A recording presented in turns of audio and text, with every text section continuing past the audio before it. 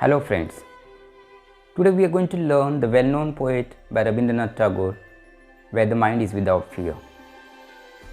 This poem was written when there was British rule in our country. The poem is written in the form of prayer to the Almighty, asking Him for the freedom. To understand this poem thoroughly, it is very much essential to know the background of the poem. As I said before, those were the days of the British rule in our country. The British used to exploit the Indians. Freedom struggle had been going on. Number of freedom fighters had been struggling hard to get freedom from the British. Undoubtedly, there were many other people too who had been contributing greatly to the freedom struggle of India. Everyone's goal was same, to attain freedom from the British and make the British to run away from our country. The poet Rabindranath Tagore even aimed at the same. He too wanted to get the political freedom. He too wanted the India to be free from the clutches of the British rule. But apart from these, he even wanted India to be free from social, economical and educational problems. Because there existed many other problems too in our countries in those days. And one of the main problem was discrimination.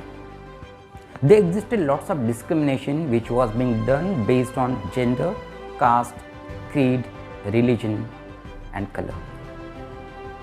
And because of that, the life of some of the people had become very much miserable. All the people in our country, all the children in our country did not have the right to get the education. So, and his feelings, the poet Rabindranath Tagore's feelings have been reflected by him in this poem, which is actually a prayer to this Almighty. So let's go to the poem first. Where the mind is without fear. Where the mind is without fear and the head is held high, where knowledge is free. Where the mind is without fear and the head is held high, where knowledge is free. Where the world has not been broken up into fragments by narrow domestic walls. Where the world has not been broken up into fragments by narrow domestic walls. Where words come out from the depth of truth. Where words come out from the depth of truth and tireless striving stretches its arms towards perfection.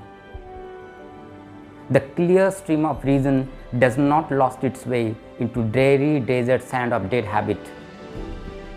Where the mind is led by thee, where the mind is led by thee into ever widening thought and action, into the heaven of freedom, my Father, let my country awake.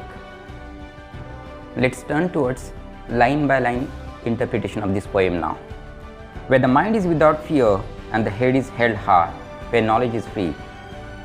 The poet Rabindranath wishes the complete freedom for his countrymen. In the first two lines, he says that India should be a country where the minds of the people will be absolutely free from any kind of fear. The people will be able to hold their head high with dignity. India should be a place where knowledge will be free. All will be allowed to receive the education. Where the world has not been broken up into fragments by narrow domestic walls. India should be a country which will not be divided according to the caste, gender, religion, race, color, etc. There will be complete unity among the Indian people. The people will be living in peace and harmony. There will be feeling of fraternity among all the Indians. And the one more important thing that he tries to convey here, he does not wish this only for our countrymen, but also for the people living in the many countries of the world today. Where tireless striving stretches its arms towards perfection, where the stream of reason does not lost its way into dreary desert sand of dead habit.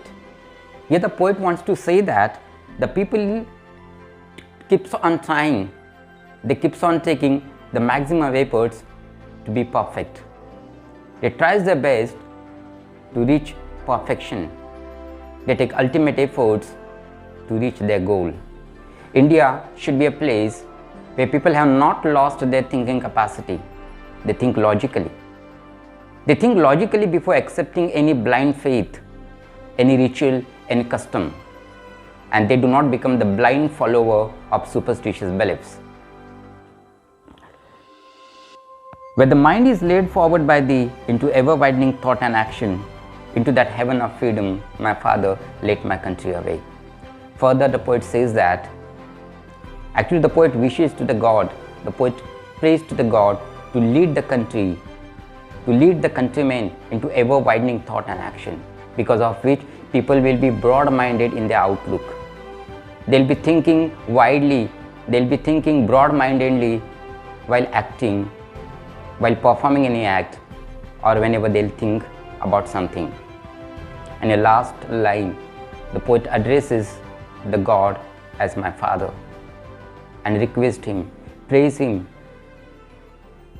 to awaken his country into the heaven of freedom, where there'll be total freedom to the countrymen, and because of which, in the real sense, they'll be able to live their life. Dear friends, after watching this video, I hope you would have understood the poem well, thoroughly. Thank you.